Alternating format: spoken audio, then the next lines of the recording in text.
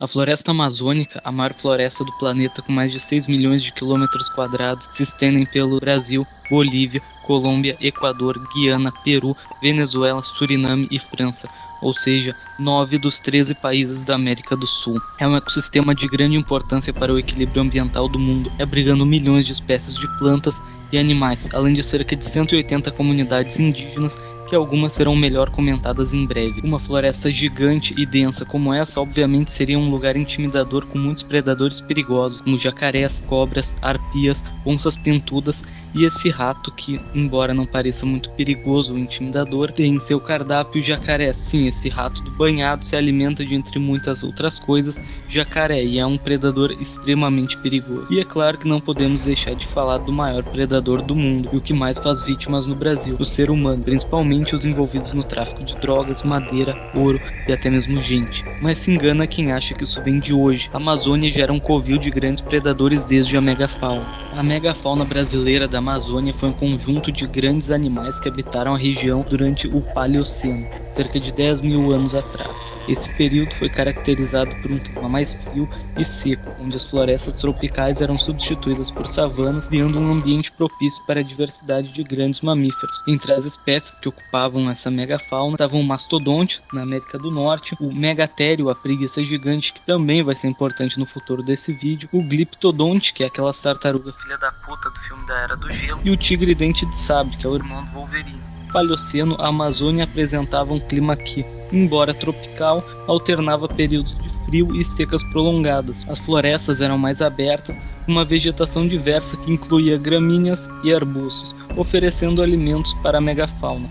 A preguiça gigante se locomovia lentamente, o que a tornava mais vulnerável a predadores, mas sua grande estatura e espessa pelagem a protegiam de parte de algumas ameaças. O desaparecimento dessa criatura está ligado às mudanças climáticas e à interação humana, já que sim, existiam pessoas na Amazônia nesse período, e talvez isso tenha gerado uma memória ancestral para o predador que falaremos hoje, o mapinguari, o criptídeo brasileiro mais famoso internacionalmente que temos. Um criptídeo, um monstro folclórico, uma preguiça gigante que sobreviveu, ou o primo latino do pé grande.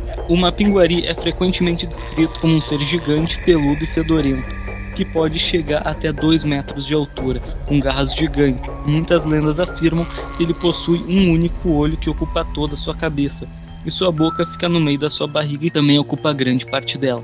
Com uma língua enorme e dentes afiados que são utilizados para comer principalmente cabeças humanas, seu corpo é coberto por uma pele grossa e com pelo vermelho. Em algumas lendas, marrom é uma lenda que vem de muitos povos, como os Yanomamis, os Ticunas, os Baniwás e muitos outros pelo Brasil e norte da América do Sul.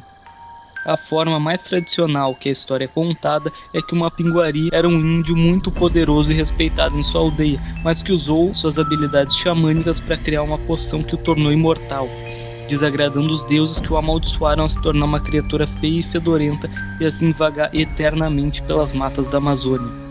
Outra versão fala que os indígenas que ficavam muito velhos viravam mapinguaris, ou seja, nessa versão existem vários mapinguaris e não apenas um. Então, se tu aí é indígena e tá assistindo pelo Starlink aí da aldeia e conhece algum índio que já tá idoso, já sabe, né? Não vou falar o resto, mas tu sabe. Ou tu quer um mapinguari aí pela tua comunidade. Uma coisa interessante é que essa criatura ainda mantém um traço humano, que é o de dormir à noite e sair para fazer as coisas de dia. Então, teoricamente, o encontro entre mapinguari e ser humano não seria tão incomum. Realmente, muitas pessoas afirmam já ter visto mapinguaris. Apesar de sua origem mitológica, a figura do mapinguari tem atraído a atenção de cientistas e pesquisadores ao longo dos anos. Embora muitos considerem o mapinguari uma criação do imaginário popular, a persistência de suas histórias sugere que pode haver um fundo de verdade na lenda. Pesquisadores utilizam diversas disciplinas para fazer conexão entre a biologia, a antropologia e a cultura local. Por exemplo, o estudo de fósseis de grandes mamíferos da época paleocena oferece evidências que podem ter inspirado as histórias sobre uma pinguari. As preguiças gigantes que existiram há milhares de anos são uma possibilidade real decorrente da memória coletiva das tribos, que podem ter alterado a figura da criatura ao longo dos anos, transformando-a em uma lenda viva. E estudos da criptozoologia, que é o estudo de animais que suas existências são questionadas e ainda carecem de provas. Os mais famosos são o gestado pé grande, o chupacabra, o monstro do Lago Ness e aquele peixe que entra no pinto da pessoa quando ela vai tomar banho em algum lago ou lagoa no Brasil. Os criptozoólogos, que estudam uma pinguari, tentam desvendar a linha entre o mito e a realidade. Alguns propõem que a criatura poderia ser um sobrevivente da preguiça gigante. Essas preguiças, como a Megalonyx ou outras do gênero Megatherium, eram herbívoras, podiam passar até de 1 tonelada e medir até 6 metros de comprimento. Essas criaturas existiram até 10 mil anos atrás, e com escassez de fósseis, a ideia de que alguma espécie tenha sobrevivido até os dias atuais não é totalmente descartada entre pesquisadores. Paleontológicos apontam para a possibilidade de que os ancestrais de uma pinguari possam ter realmente existido. Fósseis de preguiças gigantes foram encontrados em várias partes da América do Sul. As condições climáticas e os ecossistemas em certas regiões da Amazônia podem ter favorecido um ambiente propício ao seu sustento e adaptação. Algumas plantas e animais atuais mantêm relações simbióticas com a megafauna, há muito tempo extintas, levando alguns cientistas a especular sobre a presença de formas de vida que podem sim ter sobrevivido a longos períodos de extinção.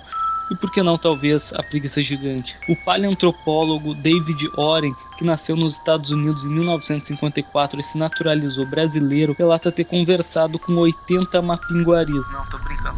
Com 80 pessoas que afirmam ter visto o lendário mapinguari. E com outras 7 que dizem tê-lo caçado. Sempre tem, né? Todo mundo também conhece um parente que caçou um mapinguari, que caçou um saci, que matou curupira. Todo mundo conhece, né? Desde 1977, Oren se dedica ao estudo do ecossistema amazônico e é responsável pela identificação de 5 novas espécies de aves. Oren acredita que os visitantes relatados pelos moradores locais não correspondem a um ser mitológico, mas sim a um tipo de preguiça terrestre considerada extinta, que poderia ter conseguido sobreviver em áreas remotas da floresta. Segundo a lenda, o animal exala um forte odor por uma segunda boca situada em seu abdômen, o que na visão do pesquisador seria uma glândula que ele utilizaria como mecanismo de defesa. Além disso, Oren mencionou que algumas pessoas lhe mostraram pedaços de pele e unhas do animal, mas se recusaram a entregá-las por crenças supersticiosas. E esse foi o vídeo de hoje. Espero que tenham gostado. Não se esqueçam de deixar o like, a inscrição,